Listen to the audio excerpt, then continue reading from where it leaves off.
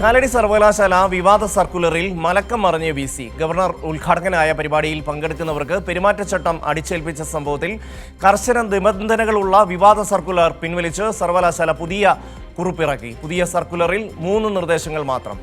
ഉമേഷ് ചേരുകയാണ്. ഉമേഷ്, എന്തൊക്കെയാണ് വിശദാംശങ്ങൾ?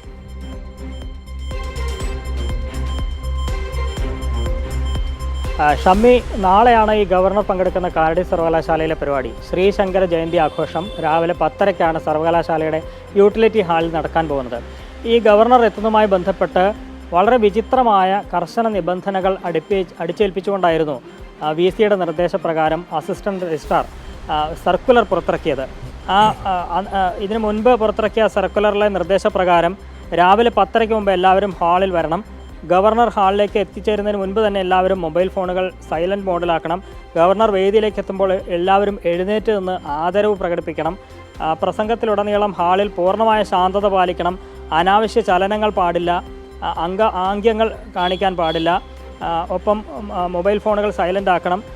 നിയന്ത്രിതമായ രീതിയിൽ മാത്രമേ, അദ്ദേഹം പ്രസംഗം അവസാനിപ്പിച്ച് തീരുമ്പോൾ നിയന്ത്രിതമായ രീതിയിൽ മാത്രമേ കൈയടിക്കാൻ പാടുകയുള്ളൂ. പ്രസംഗം തുടങ്ങി അവസാനിക്കുന്നത് വരെ, അതായത് ഗവർണർ വന്ന് അദ്ദേഹം പ്രസംഗം അവസാനിപ്പിച്ച് പോകുന്നത് വരെ ആരും ഹാൾ വിട്ട് പുറത്തു പോകരുത്.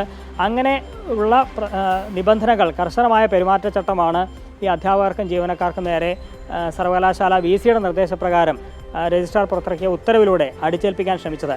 ഇത് അന്ന് തന്നെ വിവാദമായി. അതിനുശേഷം ആദ്യഘട്ടമായി ഇത് ആദ്യം മരവിപ്പിക്കുകയാണ് ചെയ്തത്. പിന്നീട് അത് പിൻവലിച്ചിപ്പോൾ പുതിയ സർക്കുലർ പുറത്തിറക്കിയിട്ടുണ്ട്.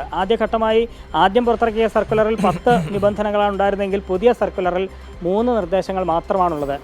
മറ്റ് നിർദ്ദേശങ്ങളെല്ലാം ഒഴിവാക്കിക്കൊണ്ട് ഗവർണർ വരുന്നതിന് മുൻപേ ഹാളിൽ എല്ലാവരും എത്തണം. മൊബൈൽ ഫോൺ സൈലൻറ്റ് മോഡിലാക്കണം. പരിപാടി തീരുന്നത് വരെ ആരും ഹാൾ വിട്ട് പുറത്തു പോകരുത്. അങ്ങനെ 3 നിർദ്ദേശങ്ങൾ മാത്രമാക്കി ചുരുക്കിയാണ് ഇപ്പോൾ പുതിയ സർക്കുലർ സർവകലാശാല പുറത്തിറക്കിയിരിക്കുന്നത്.